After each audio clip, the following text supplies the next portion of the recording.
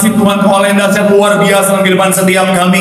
Kau Allah yang tak pernah meninggalkan setiap kami, selalu ada dalam setiap langkah hidup kami. Dan kami percaya dalam penyertaan Tuhan kami akan melihat hidup kami pasti diberkati Tuhan. Pekerjaan kami pasti diberkati. Bahkan sampai anak cucu kami, generasi kami, semuanya juga pasti diberkati Tuhan. Terima kasih Tuhan, terima kasih. Tiba saatnya Kamu siapkan hati kami Tuhan untuk lebih lagi diberkati dengan kebenaran firman-Mu. Kami doa Tuhan yang sama, Tuhan yang ubahkan hati kami untuk siap terima kebenaran firman Tuhan. Kami percaya benih firman akan bertumbuh, berakar dan berbuah. Kami yang terima firman bukan cuma duduk diam jadi pendengar, tapi kami boleh bangkit jadi pelaku-pelaku firman Tuhan. Bahkan hamba-Mu yang kepercayaan menyampaikan firman di tempat ini, Bapa, urapan-Mu mengalir, sucikan, layakkan tubuh-Mu di balik kaki salib. Jika ada dosa Tuhan, memohon ampun. Kelemahan tubuh Kau yang berikan kekuatan, terus berikan kerendahan hati untuk hamba-Mu ini Tuhan. Kiranya Tuhan saja ditinggikan, Tuhan yang dipermuliakan, dan kami percaya semua yang hadir diberkati dengan sempurna. Setiap kata kalimat isian itu Tuhan pasti ada kuasa, dan kami kembalikan semuanya untuk hormat kemuliaan nama Tuhan. Mari yang siap diberkati dengan sukacita, dengan iman, sama-sama kita katakan amin. Tepuk tangan yang paling meriah buat Tuhan. Silakan duduk saudara. Terima kasih buat setiap rekan-rekan yang sudah melayani luar biasa, dan dari mimbar ini saya mau sampaikan salam damai sejahtera. Shalom. Sekali lagi shalom. Haleluya. Dalam Tuhan ada sukacita, dan di mana ada sukacita pasti ada senyuman di wajahnya. Boleh sama-sama berikan senyuman yang paling manis saudara. Jumpai kanan kiri depan belakang, katakan mari bersukacita dalam Tuhan. Yuk minimal 2-3 orang kiri kanan depan belakang dengan senyuman. Ayo walaupun belum gajian, senyumnya yang mantap. Saya mau bilang saudara, saya ngerti sekarang tanggalnya tuanya minta ampun saudara. Haleluya. Saya kemarin kan iseng-iseng saudara, malam-malam saya bikin postingan lagi nunggu kiamat nih. Ini yang tahu pasti main TikTok ini saudara. Haleluya. Iya, kan yang lagi heboh kan di TikTok, di Instagram, di berita-berita online katanya kiamat tanggal 29 Juni. Saudara, itu ngeri banget saudara. Iya, itu akhirnya saya iseng-iseng bikin lagi nunggu kiamat nih. Terus saya posting begini saudara di captionnya, selain kiamat apalagi yang kamu tunggu? Ada lagi yang bilang begini, aku menunggu si dia. Tapi jawaban yang paling banyak, menunggu gajian Pak Pendeta. Oh haleluya. Ya, tapi tenang saja, udah tanggal 30, besok tanggal 1 saudara. Jadi saya percaya semuanya sukacita, amin. Kalau nggak sukacita, berarti peleter menanti semuanya ini. Haleluya. Tapi saya percaya semuanya dalam pemeliharaan Tuhan yang sempurna. Apalagi saudara setia cari Tuhan, semangat cari Tuhan, janji Tuhan, hidupmu, anak cucumu pasti diberkati Tuhan. Tepuk tangan sekali lagi yang paling meriah buat Tuhan. Sama-sama bilang sama saya, aku pasti diberkati Tuhan. Anak cucuku pasti diberkati Tuhan. Bilang kanan kirimu, kamu juga pasti diberkati Tuhan. Tepuk tangan sekali lagi yang paling meriah buat Tuhan. Haleluya. Yuk, yang Alkitab kita mau angkat Alkitab kita. Alkitab juga boleh, Alkitab juga boleh. Saya minta Salmen boleh di monitor boleh naik sedikit, tapi low-nya yang dinaikin. Ini high-nya terlalu tinggi. Coba sama-sama low, cek cek cek cek udah kayak mayang lagi latihan vokal. Sih, haleluya. Yuk sama-sama ya, dengan iman percaya Alkitab Alkitab juga boleh. Yang nggak boleh kita angkat tangan juga boleh. Pengakuan iman kita atas otoritas firman Tuhan. Sama-sama dengan iman, sama-sama kita katakan dalam nama Tuhan Yesus, aku percaya Alkitab ini adalah firman Tuhan. Setiap kata kalimatnya sanggup memberkati aku, dan hari ini aku pasti diubahkan, aku pasti dipulihkan dalam nama Tuhan. Sama-sama kita katakan amin. Amin. Kita buka 1 Korintus pasal yang ke-10 ayatnya yang ke-11 akan jadi pembuka kita saudara. 1 Korintus pasal yang ke-10 ayatnya yang ke-11 masih agak menggema. Coba kita yuk sama-sama satu ayat ini saudara. Di ayat yang ke-11 yang sudah di sana boleh bilang aku diberkati. Sama-sama kita baca 3. Ya, semuanya ini telah apa? Sebagai contoh dan dituliskan untuk apa? Menjadi peringatan bagi kita yang hidup pada waktu di mana apa? Sekali lagi saudara, 3. Ya, semuanya ini telah apa? Menimpa mereka sebagai contoh dan dituliskan untuk menjadi peringatan bagi kita yang hidup pada waktu apa? di mana zaman akhir telah tiba. Saya mau bilang saudara, Alkitab kita adalah kitab yang jujur, saudara. Sekali lagi, Alkitab kita adalah kitab yang jujur. Kenapa? Karena kalau saudara perhatikan, bicara tentang setiap tokoh yang ditulis di dalamnya, ya, memang dicatat tentang keberhasilan mereka, memang dicatat tentang kesuksesan mereka, memang dicatat tentang pencapaian-pencapaian mereka. Tapi ketika mereka lakukan kesalahan, ketika mereka lakukan kekeliruan, ketika mereka lakukan dosa, semuanya juga dicatat di sana, saudara. Tujuannya untuk apa? Untuk supaya kita bisa belajar daripadanya. Makanya ayat yang kita baca tadi, boleh munculkan lagi, dikatakan apa di sana? Bahwa semuanya ini telah menimpa mereka sebagai, sama-sama bilang sama saya, sebagai contoh. Sama-sama bilang sama saya, menjadi peringatan. Bagi siapa? Bagi kita. Sama-sama bilang sama saya, bagi saya. Bilang kanan kirimu, bagi kamu juga. Amin. Supaya apa? Supaya kita tidak melakukan kesalahan yang sama. Makanya saya mau bilang saudara, ada satu quotes yang bilang begini: orang bodoh tidak belajar dari kesalahannya, orang pintar belajar dari kesalahannya. Tetapi orang bijaksana bukan cuma belajar dari kesalahannya, tapi juga belajar dari kesalahan orang lain. Supaya apa? Supaya pelajarannya didapat, hikmahnya didapat, tetapi tidak perlu bayar harga dari konsekuensi dosa itu, kesalahan itu, kekeliruan itu ketika itu dilakukan, saudara. Nah, makanya masih dalam tema besar. Kemarin saya sudah bahas, saudara, sebenarnya ini khotbah berseri dengan judul mistake atau bicara tentang kesalahan. Sama-sama bilang sama saya, kesalahan. Sama-sama bilang sama saya, kesalahan. Amin. Jadi dalam tema ini, saudara, saya bahas tentang kesalahan-kesalahan tokoh-tokoh Alkitab yang bisa kita jadikan bahan pembelajaran, supaya kalau kita diperhadapkan pada kondisi yang sama, pada situasi yang sama, kita tidak perlu melakukan kesalahan yang sama, saudara. Dan saya sudah bahas banyak tokoh-tokoh dalam Alkitab. Dan saudara, hari ini kita akan bahas dari istri Lot. Sama-sama bilang sama saya, istri Lot. Amin. Sama-sama bilang sama saya, kesalahan istri Lot. Amin. Pak Pendeta, tapi saya nggak ikut seri-seri sebelumnya. It's okay. Kenapa? Karena khotbah ini bisa berdiri sendiri-sendiri. Jadi kalau saudara langsung mengikuti di seri yang kelima ini, mistake part 5, it's okay. Kenapa? Karena bisa berdiri sendiri. Pak Pendeta, tapi saya penasaran part 1, 2, 3, 4. Saudara bisa lihat ada di YouTube channel Gereja Tiberias Indonesia. Dan jangan lupa subscribe YouTube saya.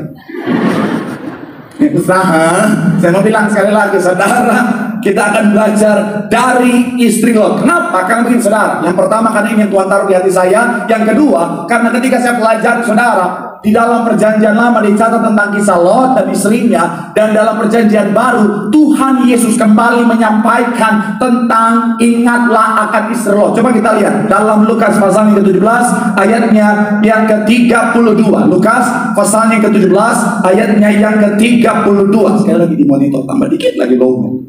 Yuk kita lihat ayatnya yang ke-32 sama-sama. Yang sudah di sana boleh bilang aku diberkati. 3, ya, ingatlah akan istri Lot. Kalau saudara baca bagian atas, Tuhan sementara menjawab pertanyaan orang Farisi, di mana mereka bertanya, bila manakah kerajaan sorga itu datang? Bila manakah bicara tentang waktu Tuhan atau bicara tentang akhir zaman? Dan akhirnya apa? Tuhan menjelaskan, Tuhan membahas tentang apa? Akhir zaman itu suasananya sama seperti Sodom dan Gomora. Dan saya mau bilang, saudara, dosa-dosa yang ada di Sodom dan Gomora itu sudah mulai terjadi, sudah mulai kembali hari-hari ini. Kalau saudara baca dosa-dosa di Sodom dan Gomora, saya mau bilang, saudara, itu sudah mulai terjadi kembali hari-hari. Artinya apa? Kita bisa menyadari dunia yang sementara kita jalani hari ini adalah dunia yang sudah sangat dekat dengan akhir zaman, saudara. Bahkan ada hamba Tuhan yang bilang kita sudah di penghujung akhir zaman, saudara. Dan di akhir zaman ini kita harus mengingat akan istri Lot. Kita harus belajar dari istri Lot. Kenapa? Karena begini, saudara, saya mau ajak saudara untuk memahami satu hal begini. Istri Lot adalah bagian yang sudah diselamatkan. Betul ya? Istri Lot adalah bagian yang sudah diselamatkan. Tetapi begini, saudara, di dalam perjalanannya untuk sampai pada keselamatan yang sudah Tuhan sediakan, sayangnya dia gagal di tengah jalan. Sayangnya dia tidak mengerjakan keselamatannya. Akhirnya sekalipun dia sudah menjadi bagian yang diselamatkan, akhirnya dia tidak menikmati keselamatan yang sudah Tuhan sediakan. Ada banyak orang Kristen di akhir zaman ini, saudara, mereka sudah menjadi bagian yang diselamatkan. Saudara dan saya, kita sudah menerima keselamatan, katakan amin. Tapi saya mau bilang, saudara, akan ada orang-orang Kristen yang sebenarnya sudah menerima keselamatan itu, tetapi dalam perjalanan kehidupannya, ketika waktu Tuhan datang, Tuhan akan berkata, aku tidak mengenal engkau. Pak Pendeta, udah tahu akhir bulan belum gajian, khotbahnya kerasnya minta ampun Pak Pendeta. Enggak apa-apa, karena saya percaya jemaat Sarbini dewasa rohani.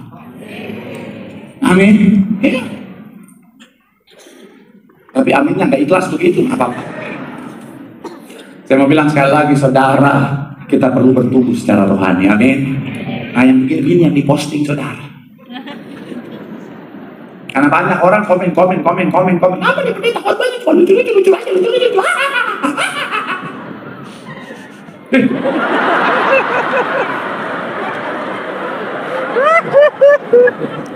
Tolong kalau kau ketawa tuh yang kompak. Tiba-tiba, oh Tuhan Yesus. Karena di gereja kan sering terjadi kelepasan. Saya mau bilang sekali lagi, saudara, saya mau bilang sekali makan makanan yang keras, amin, supaya kita mengalami pertumbuhan iman, amin. Saya mau bilang sekali lagi, saudara, ada banyak orang Kristen. Saya mau bilang, saudara, sayang sekali, ketika waktu Tuhan datang, firman Tuhan dalam Matius 7 sudah bilang, aku tidak mengenal engkau. Makanya saya mau bilang, di akhir zaman kita perlu belajar dari istri Lot. Supaya apa? Kita tidak melakukan kesalahan yang sama. Doa saya, melalui firman Tuhan hari ini, kita bisa belajar dan tidak melakukan kesalahan yang sama, sehingga keselamatan yang sudah Tuhan sediakan akan jadi bagian setiap kita. Tepuk tangan yang paling meriah dulu buat Tuhan. Haleluya. So, apa kesalahan dari istri Lot yang harus kita hindari dalam kehidupan setiap kita, saudara? Yang pertama adalah bicara tentang tidak menghiraukan firman. Sama-sama bilang sama saya, tidak menghiraukan firman.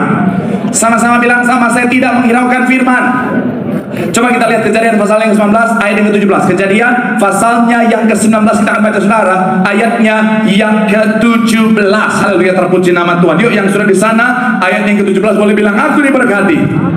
Sama-sama kita baca. 3, ya, sesudah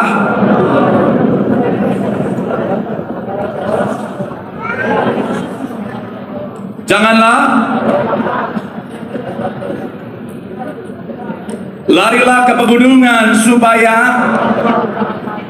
Kalau saudara baca Alkitab, saudara akan mengetahui bahwa dua orang ini adalah malaikat Tuhan yang Tuhan perintahkan untuk apa? Untuk menyelamatkan. Untuk apa? Untuk membawa Lot dan keluarganya keluar dari Sodom dan Gomora sebelum Tuhan menghancurkan Sodom dan Gomora, saudara. Dan Tuhan melalui malaikatnya sudah berfirman kepada Lot dan juga istrinya dan juga keluarganya untuk apa? Untuk lari, jangan berhenti, jangan menoleh ke belakang sampai pada keselamatan daerah di mana Tuhan sudah sediakan kabar keselamatan. Tetapi sayangnya istri Lot tidak menghiraukan firman itu, makanya dia tetap menghadap ke belakang, melihat masa lalu. Akhirnya singkat cerita, saudara, dia gagal mencapai keselamatan yang sebenarnya sudah Tuhan sediakan. Saya mau bilang, saudara, Tuhan sudah menyediakan keselamatan, katakan amin. Keselamatan sudah Tuhan sediakan bagi setiap kita. Dan saya mau bilang, saudara, kita butuh firman supaya apa? Supaya kita bisa sampai pada keselamatan yang sudah Tuhan sediakan. Saya analogikan, saudara, keselamatan adalah speaker itu, saudara, yang sudah Tuhan taruh di sana. Tuhan sudah sediakan bagi setiap kita. Dan saya mau bilang, saudara, kita butuh firman. Kenapa? Karena firman adalah pelita. Firman adalah guideline-nya kita untuk sampai pada keselamatan yang sudah Tuhan sediakan. Di dunia yang gelap ini, saudara, saya mau bilang, saudara, kita butuh firman. Di dunia yang penuh dengan pengajaran-pengajaran sesat, pengajaran-pengajaran nabi palsu, dengan falsafah-falsafah dunia yang mengerikan, kita butuh firman supaya kita bisa sampai, bisa yaitu mencapai keselamatan yang sudah Tuhan sediakan. Kalau kita tidak menghiraukan firman, di dunia yang gelap kita bisa tersasar, saudara. Terima kasih buat satu orang yang sudah amin. Udah teriak-teriak. Untuk lebih membuat saudara memahami, saya minta tolong tim saya, silakan lakukan apa yang perlu kalian lakukan.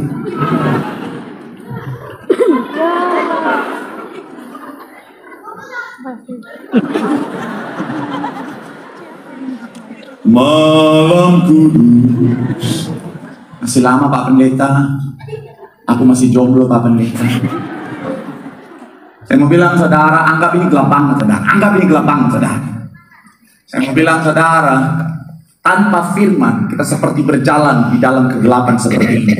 Memang keselamatan sudah Tuhan sediakan, tetapi kalau kita nggak punya firman, maka di dunia yang gelap seperti ini kita akan salah jalan. Kita akhirnya bingung mau kemana, dan akhirnya bisa kehilangan kesempatan keselamatan yang sudah Tuhan sediakan. Tapi kalau kita punya firman, kita baca, renungkan firman, firman akan jadi pelita dalam hidup kita.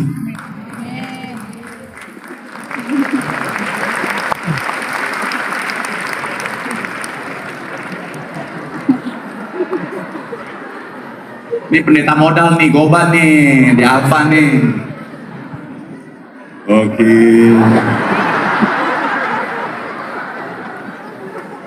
Iya kan? Kalau kita punya firman, sekalipun di dunia yang gelap, firman akan menjadi pelita menerangi setiap langkah kita, sehingga kita tahu arah kemana kita harus melangkah, sehingga kita tidak salah jalan, dan akhirnya apa? Mencapai keselamatan yang sudah Tuhan sediakan bagi setiap kita. Tepuk tangan sekali lagi yang paling meriah buat Tuhan. Bilang sama kanan kirimu, firman itu terpenting. Sama-sama bilang sama saya, firman Tuhan itu penting. Itu akan menuntun kita sampai pada keselamatan yang sudah Tuhan sediakan. Tepuk tangan sekali lagi yang paling meriah buat Tuhan. Haleluya. Yang kedua, saudara, apa kesalahan dari istri Lot setelah dia tidak menghiraukan firman? Yang kedua adalah meragukan Tuhan. Sama-sama bilang sama saya, meragukan Tuhan. Sama-sama bilang sama saya, meragukan Tuhan. Coba kita lihat ayat yang ke-26, saudara, dalam Kejadian 19. Kejadian 19 ayatnya yang ke-26 dikatakan apa di sana? Yang sudah di sana boleh bilang, aku diberkati. 3, ya.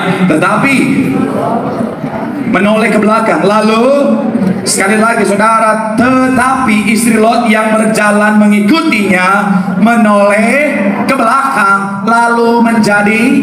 Kalau saudara pelajari kata menoleh dalam bahasa aslinya, saudara, itu nabat, itu punya makna, itu kata kerja, itu punya makna mengarahkan pandangannya, saudara. Jadi dia mengarahkan pandangannya. Dan saya coba pelajari, saudara, maknanya. Ini bicara tentang begini, saudara. Seorang istri Lot, dia tidak percaya sepenuhnya kepada Tuhan. Itu kenapa dia masih mengarahkan pandangannya kepada apa yang dia miliki sebelumnya. Dia tidak percaya sepenuhnya sama Tuhan, bahwa Tuhan sanggup menyediakan yang terbaik di depannya. Katakan amin.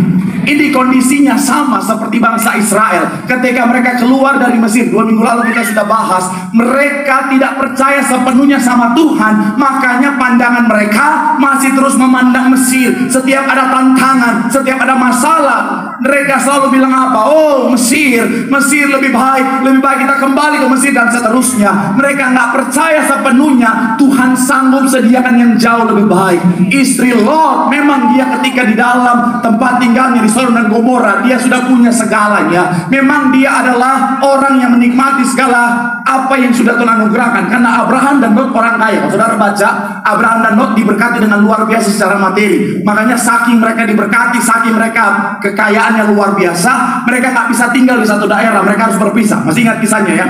Jadi mereka harus berpisah. Akhirnya Lot memilih Sodom dan Gomora untuk menjadi tempat tinggalnya. Saya percaya, namanya suami kaya, istrinya juga pasti kaya. Betul ibu-ibu? Kenapa kok nggak semangat begitu? Saya percaya kalau suaminya kaya, istrinya juga pasti kaya. Betul ibu-ibu? Nah, apalagi zaman sekarang, kalau suami kaya, istri pasti lebih kaya. Kenapa? Karena semua harta dikuasai istri. Betul ibu-ibu? Kok berkurang? Enggak, Pak Pendeta, tetap suami semua, saya nggak dapat apa-apa. Enggak. Banyak ibu-ibu sekarang, kaya raya karena suaminya kaya. Jadi rumah atas nama istri, mobil atas nama istri, rekening semua atas nama istri. Suami cuma punya kaos hutang doang. Iya, kan wanita zaman sekarang kan maunya menguasai semua, saudara. Pernah saya ada wanita minta doa, minta jodoh, usia 30-an kayaknya, saudara. Dia minta apa? Minta tolong doakan saya biar dapat jodoh. Saya langsung berdoa, mari kita berdoa. Tuhan kasih jodoh buat wanita ini. Tapi dalam doa saya tiba-tiba dia bilang, pendeta, jodoh yang mau menyerahkan semua hartanya buat saya. Oh my God! Ternyata ada niat jahat di balik semua itu, saudara. Ternyata wanita ini ada roro belalang pelahap, saudara. Betul. Tapi kan saya pendeta yang berhikmah. Ketika dia meminta itu, saya nggak langsung sesuaikan dengan apa yang dia minta. Jadi saya bilang, Tuhan, biar Tuhan kasih yang terbaik. Tapi dalam hati saya, Tuhan, tolong selamatkan laki-laki itu. Oh, ini mumpung banyak anak muda dan sesi anak muda ya. Shalom para pria. Oi. Saya mau bilang ya, hati-hati ya. Karena ada banyak wanita zaman sekarang seakan-akan tulus sebenarnya ingin menguasai hati. Pesan saya, kalau baru PDKT pura-pura miskin. Saya mau bilang ya, jangan izinkan wanita mencintaimu hanya karena hartamu. Pastikan pura-pura miskin aja. Itu yang selalu saya lakukan, saudara. Karena saya punya prinsip begini ya, wanita yang tidak mau menemaniku di masa sukarku tidak layak bersamaku di masa keemasanku.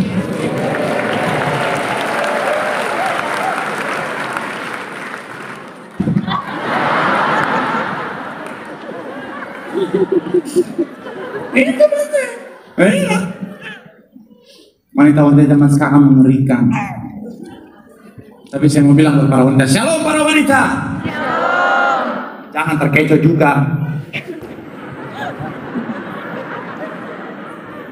Karena ada memang banyak laki-laki miskin beneran.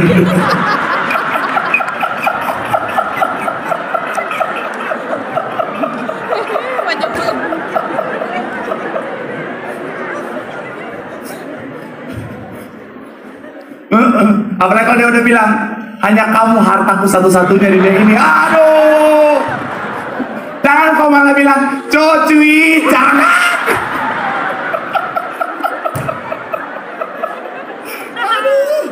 Aduh. Istri Lot pasti kaya, betul ya? Saya mau bilang, saudara, istri Lot pasti berkelimangan harta. Orang suaminya kaya, itu pasti di rumahnya tasnya nggak ada yang murah, saudara. Tasnya pasti minimal itu Louis Vuitton, Hermes, Birkin, Mangga Dua nggak mungkin ada di sana. Itu yang namanya make upnya pasti make up mahal, bos. Minimal tuh MAC, make. Atau ini make up forever. Udah cuma dua itu yang saya tahu, udah. Nggak mungkin Viva Vanbo, nggak mungkin ada di rumahnya. Buat yang kerja di Viva Vanbo, mohon maaf. Viva seger. Itu istri Lot pasti kaya raya luar biasa, saudara. Nah, tapi begini saudara, sayangnya ketika Tuhan suruh tinggalkan semuanya untuk melangkah pada keselamatan yang sudah Tuhan sediakan, dia tidak percaya pada Tuhan sepenuhnya bahwa Tuhan sanggup gantikan dengan yang jauh lebih baik. Inilah kesalahan istri Lot. Saya mau bilang ya, di akhir zaman Tuhan bisa izinkan kita kehilangan segala sesuatu. Tapi saya mau bilang saudara, kalau Tuhan izinkan kita kehilangan segala sesuatu untuk Tuhan, jangan takut, karena dia Tuhan yang sanggup memberikan yang terbaik bagi setiap kita. Tepuk tangan yang paling meriah buat Tuhan. Makanya di dalam Kolose pasalnya Efesus yang ketiga ayat 20 dikatakan begini saudara. Efesus 3 ayat yang ke-20, sama-sama kita baca. 3, ya, bagi dialah jauh lebih baik. Sama-sama bilang sama saya, jauh lebih baik. Sama-sama bilang sama saya, jauh lebih banyak daripada yang kita doakan atau pikirkan, seperti yang ternyata dari kuasa yang bekerja di dalam kita. Gereja ini berawal dari kepercayaan gembala sidang kita bahwa Tuhan sanggup sediakan segalanya. Makanya kalau saudara ingat gereja ini, kesaksian gembala sidang kita, mereka sudah punya bisnis yang luar biasa. Borobudur Group pada saat itu saudara, salah satu bisnis yang bergerak di bidang kesehatan dengan omset yang luar biasa, cabang di mana-mana. Tapi mereka rela tinggalkan semuanya untuk apa? Untuk fokus pelayanan. Secara hitung-hitungan saudara sangat tidak sebanding, tapi mereka percaya Tuhan sanggup menyediakan terbaik. Makanya gereja ini diberkati Tuhan luar biasa. Tepuk tangan yang paling meriah dulu buat Tuhan. Saya sudah kasih kesaksian tentang perjalanan kehidupan saya, saudara. Dulu saya pernah mengalami hidup susah, saudara. Saya pernah mengalami masa-masa yang sukar, sampai mau makan aja nggak ada yang bisa dimakan, saudara. Tapi sekarang jadi pendeta. Oh my God. Apalagi hari Minggu begini ya. Dulu saya bingung mau makan apa. Sekarang juga saya bingung. Kan terlalu banyak pilihan. Nih hari Minggu begini ya. Gak apa-apa kita sesi santai-santai lah. Udah keras banget dari sesi sebelumnya. Saya mau bilang, saya kalau hari Minggu, oh Tuhan, mobil saya udah kayak food court. Oh, tinggal mau makan apa? Ada roti-rotian lah. Apa mau dari kue pasar lah sampai segala macam ada di sana, saudara. Saya tinggal pilih. Ada apa ya? Oh ya, hari ini nih Kak. Oke, yang itu aja. Oke, langsung selesai. Makanya satpam-satpam di kompleks saya, oh bahagia setiap saya pulang. Bos! Oh ya, yuk, satu-satu ya. Berhati. Waduh, dengan segala hati saya merasa Tuhan. Saya jadi pendeta di sana banyak jemaat, puji Tuhan banget ya, puji Tuhan ya. Saya kemarin kan, saya cerita sedikit ya. Saksian sedikit, saya kan kemarin ada beli mobil bekas yang udah mobil tua gitu saudara, tapi gede, jadi bisa masuk keluarga semuanya rame di dalam mobil itu saudara. Nah, ya kan, saya kan family guy kan dulu. Nah akhirnya apa? Saya udah inspeksi, udah pakai inspektor segala macam. Tapi setelah pakai beberapa bulan saudara, ternyata rusaknya minta ampun saudara. Oh mesinnya amsyong bos, oh Tuhan. Buat bapak-bapak yang ngerti mesin, turun mesin pasti ngerti bagaimana pusingnya. Liar. Akhirnya udah dibawa ke bengkel, tim saya ngurus saudara semuanya. Dia kasih laporan, Kak ini Kak biayanya segini. Oh Tuhan Yesus. Iya, saya habis pelayanan saudara, kita makan di restoran gitu saudara. Nah, dia ngobrol sama saya bilang, oh Tuhan, minta ampun. Akhirnya udah, tahu ya nanti ke transfer ya, selesai. Akhirnya istri saya telepon, saya bilang, kita biayanya segini. Nanti bulan ini kita bertahan dulu makan minyak sama garam ya. Itu Dede nggak usah pakai pampers dulu lah, nggak usah. Nggak apa-apa lah dia pelepasan di mana-mana nggak apa-apa. Ya, aromaterapi aja lah nggak apa-apa. Ini cerita sedih kenapa saudara ketawa? Lagi curhat. Ya, saya cerita itu kan video call gitu saudara di restoran itu, tiba-tiba ada di pojok ada seorang ibu, dia duduk di sana dari tadi saudara. Ternyata dia jemaatnya saudara. Padahal saya udah bilang 2 minggu lalu, tolong kalau jemaat ketemu saya tolong ngaku dulu dong, saya lupa pendeta gitu. Kalau saya tahu ada dia kan saya nggak mungkin cerita makan minyak garam saudara. Nah, akhirnya ibu-ibu tadi saudara, dia datang bawa 2 plastik gede saudara, isinya makanan Pak Pendeta. Saya mau memberkati Pak Pendeta. Dalam hati saya, Tuhan disayang jemaatin. Saya bilang, iya Kak, dia nggak tega kayaknya kakak makan minyak garam ya. Tapi kenapa disayang?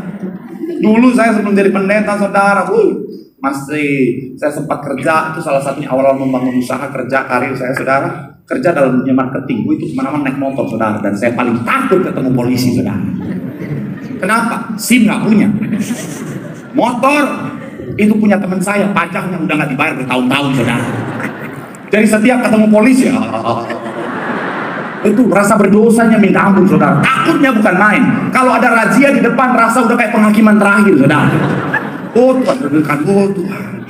Tapi sekarang jadi pendeta, oh Tuhan. Kemarin diundang untuk doa mewakili umat Kristiani di acara 78 tahun HUT Bayangkara. Diundang.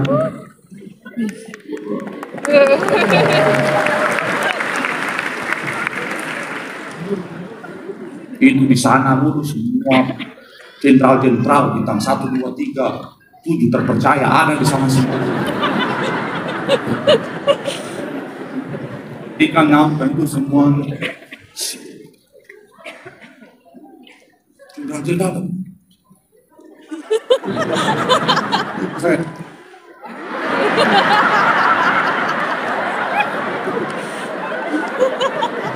dalam hati saya, ini yang bilang-bilang saya dulu. Enggak.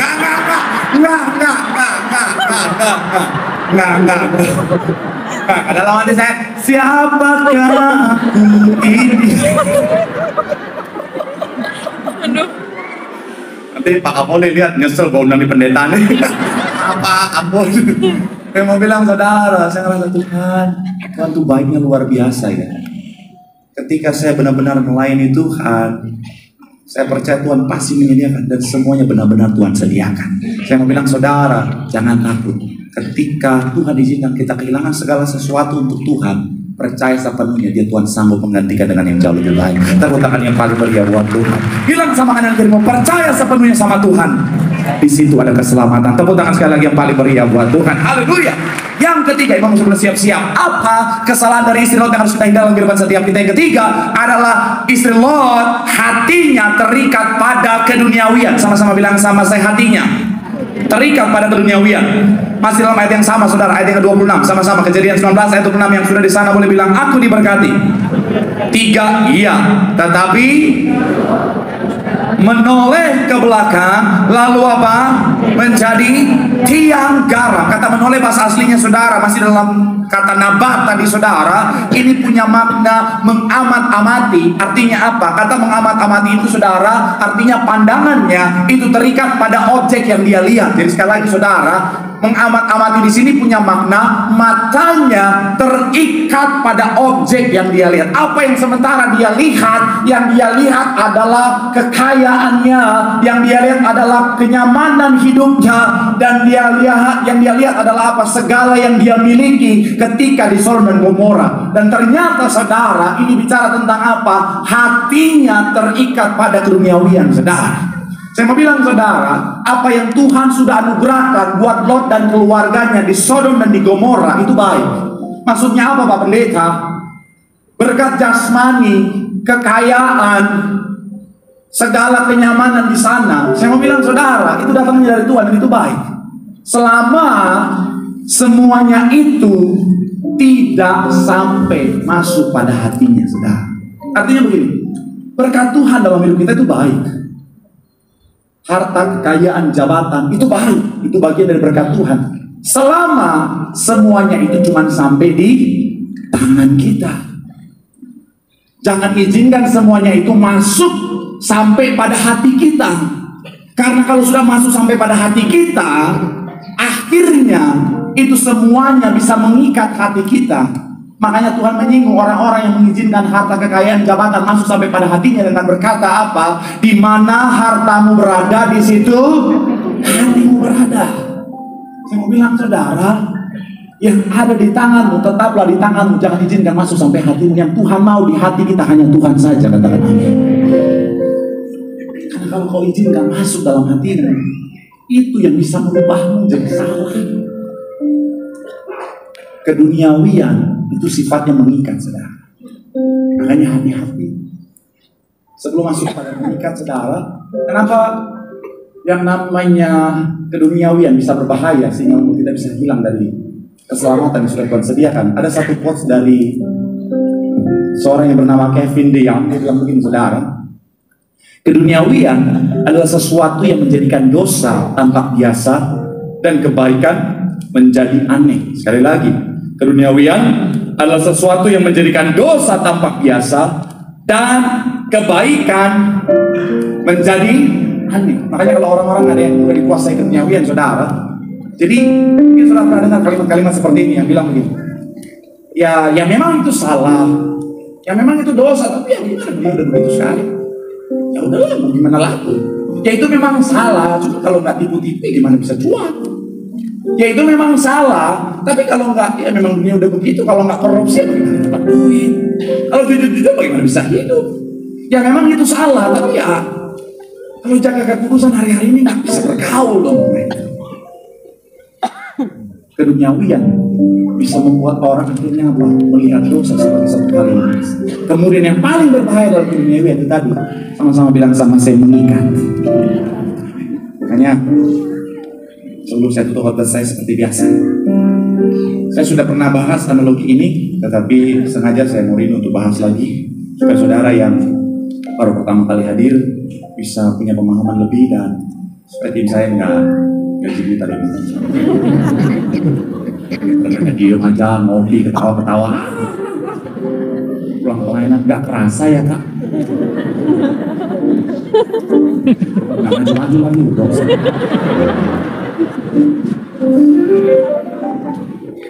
Keduniawian, keselamatan sudah Tuhan sediakan.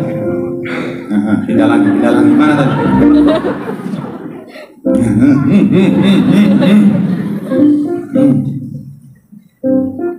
Rotinya udah naik kotak.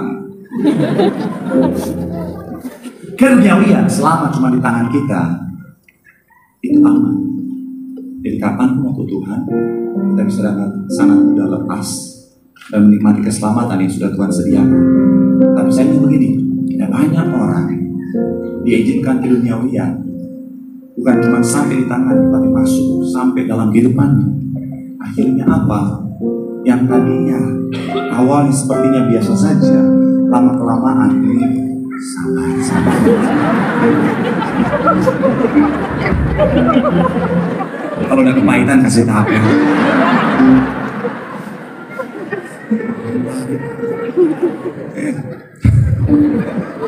Saya mau bilang saudara, akhirnya mengikat setiap kita. Akhirnya apa? Lama-kelamaan, sekalipun keselamatan sudah disediakan, keduniawian akan menarik kita sehingga kita mustahil untuk sampai pada keselamatan yang sudah Tuhan sediakan. Maka sekali lagi saya mau bilang saudara, hati-hati.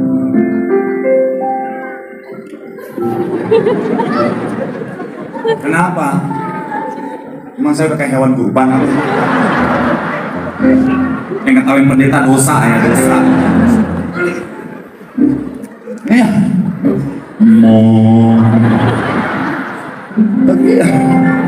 Saya mau bilang saudara, keselamatan sudah Tuhan sediakan, tapi kalau kita duniawi, maka akhirnya duniawi akan menarik, mengikat kita, dan akhirnya bisa membuat kita kehilangan keselamatan yang sudah Tuhan sediakan. Makanya Tuhan selalu bilang apa? Jangan duniawi, pikirkanlah perkara-perkara yang di atas. Gembala sidang kita selalu bilang apa? Jangan duniawi, karena dunia hanya sementara, sorga untuk selamanya. Pastikan segala keduniawian hanya sampai di tanganmu, supaya kapanpun waktu Tuhan kita bisa dengan mudah lepas dan akhirnya menikmati keselamatan yang sudah Tuhan sediakan. Tepuk tangan sekali lagi yang paling meriah buat Tuhan. Bilang sama kanan kirimu, jangan duniawi.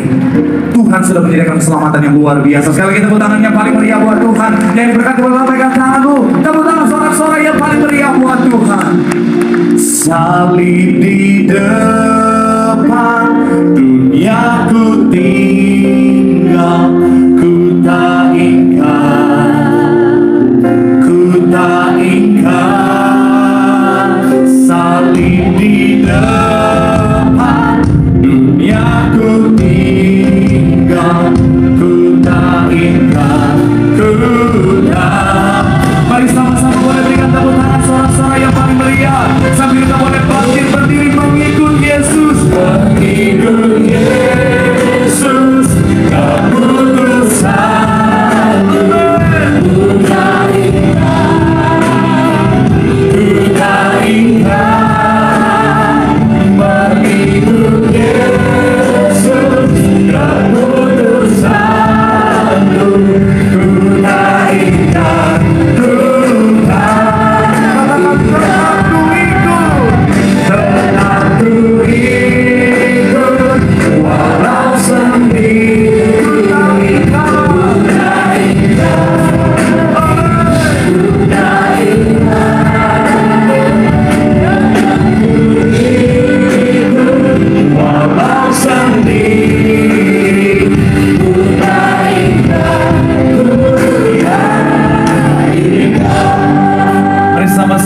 Di hadapan Tuhan. Firman Tuhan katakan setiap kita bahwa keselamatan Tuhan sudah sediakan bagi setiap kita. Tapi di akhir zaman ini, ingatlah akan istilah Tuhan. Yang pertama, jangan sampai kita melupakan betapa berharganya firman. Karena firman adalah pelita bagi setiap kita, akan menuntun setiap kita untuk sampai pada keselamatan yang sudah Tuhan sediakan. Yang kedua, ingat baik, percayalah sepenuhnya sama Tuhan. Karena kalau Tuhan izinkan kita kehilangan segala sesuatu oleh karena keselamatan, Tuhan sanggup menggantikan dengan yang jauh lebih baik. Karena Dia Bapa yang baik, mengasihi setiap kita. Dan yang terakhir, jangan duniawi. Karena dunia hanya sementara, surga untuk selamanya. Pastikan segala keduniawian, harta, tahta, segala kenyamanan dunia cukup sampai di tanganmu saja, jangan sampai masuk pada hatimu. Di hatimu hanya Tuhan saja, supaya kapanpun waktu Tuhan kita akan terangkat untuk pesta dalam kerajaan surga. Mari sambil angkat tangan memandang Tuhan. arahkan hati dan pikiranmu pada kerajaan surga. Salib di depan, dunia ku tinggal. Ku tak ingat, ku tak ingat. Salib di depan, dunia ku tinggal. Ku tak ingat. Sekali lagi boleh berikan tepuk tangan sorak-sorai yang paling meriah. Mengikut Yesus keputusanku. Mengikut Yesus keputusanku. Amin. Ku tak ingat,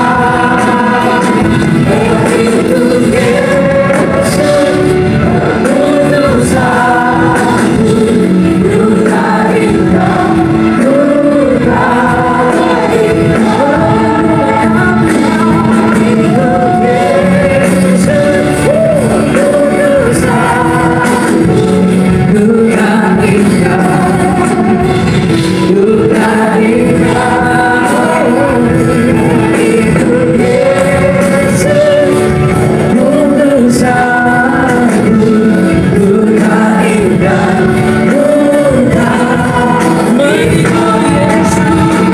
Mengikut Yesus keputusanku. Ku tak ingat.